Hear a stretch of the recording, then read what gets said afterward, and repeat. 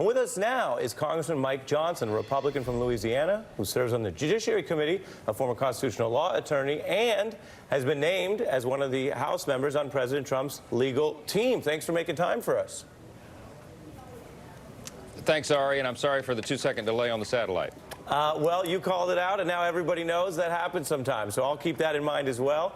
And let me start with the big question facing both the president's lawyers and those of you who signed up on the team to defend him in the public realm, which is, since the president said he wanted an investigation into a potential rival, Joe Biden, that he wanted Ukraine to look into the Bidens, how do you argue that pursuit is not an abuse of power? Well, it's not an abuse of power because that's not exactly what happened. If you look at the specific facts and everything that's in the record of this, that'll be presented for the whole country to see now. The president was concerned about corruption in Ukraine. He had a very frank phone call with President Zelensky, the famous July 25th phone call.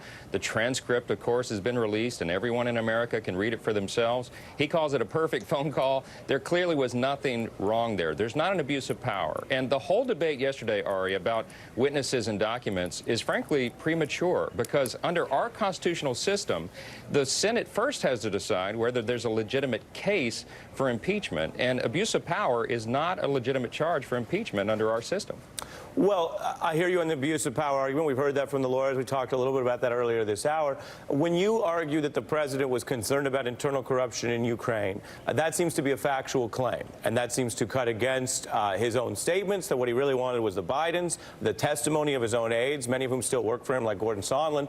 But I suppose to broaden it out, as we kind of test these arguments in public, are there any other countries where Donald Trump has shown a significant interest in domestic corruption? Have we heard any evidence of him publicly requesting for those investigations elsewhere? Because it does seem, and circumstantial evidence is part of what a jury can look at, it does seem like his interest is attached to the Bidens, a domestic rival, not Ukraine, as a foreign interest.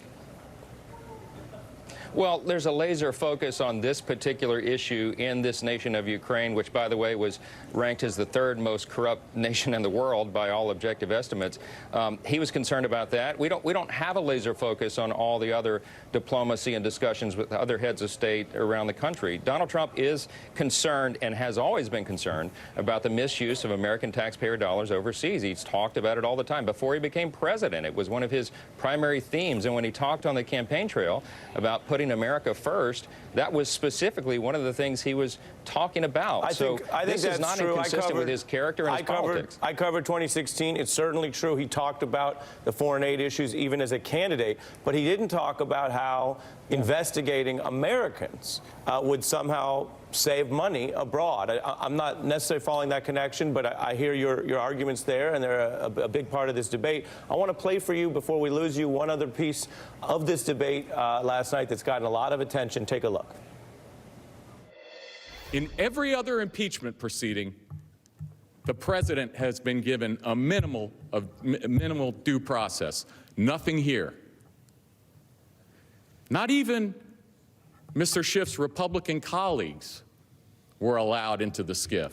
Now, I'm not going to suggest to you that Mr. Cipollone would deliberately make a false statement. I will leave it to Mr. Cipollone to make those allegations against others. But I will tell you this, he's mistaken. He's mistaken. Every Republican on the 3 investigative committees was allowed to participate in the depositions, and more than that, they got the same time we did. As you know, Congressman, Republicans were allowed in the SCIF, making that statement false. Should the White House lawyers correct that statement, correct the record, as you would in any other trial, so that there isn't any falsehood there and everyone can move forward? No, absolutely. Pat Cipollone was absolutely right. Ari, I'm the ranking member of the Constitution Subcommittee on the House Judiciary Committee. House Judiciary is the only committee that has jurisdiction over impeachment.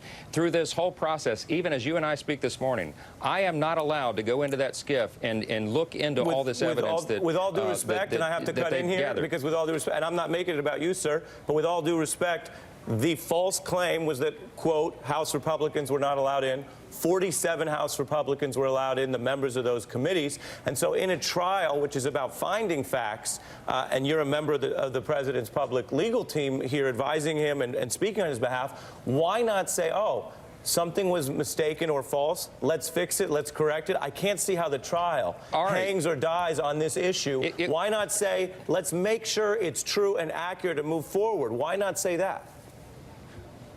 Ari, because what he said was true and accurate. Listen, there are 17 Republicans, House Republicans, on the House Judiciary Committee, the committee that had to vote on this. We never saw the evidence. All of my colleagues, except for the few that you mentioned on those 3 committees who had to vote on the House floor on impeachment, never saw the evidence. And for that matter, most of the Democrats on the floor didn't either. Because the reason we're having you on is to make sure we're exchanging information. To be clear, you acknowledge that House Republicans on those committees did go into the SCIF. A select few did, but during those hearings in the SCIF, they were not allowed due process. The president wasn't. They couldn't ask questions without being interrupted by Chairman Schiff. They couldn't have their witnesses presented. There was no exculpatory evidence. The president's counsel wasn't present. All those things were allowed during the Clinton impeachment, Nixon, and even sir, way back when for Andrew Johnson. So this is unprecedented. And you get time to make the points on due process. That's part of this argument. But I did want to nail down that other fact that Mr. Cipollone said. And I appreciate, as always, I've had John before. I hope you'll come back, Congressman Mike Johnson, sir.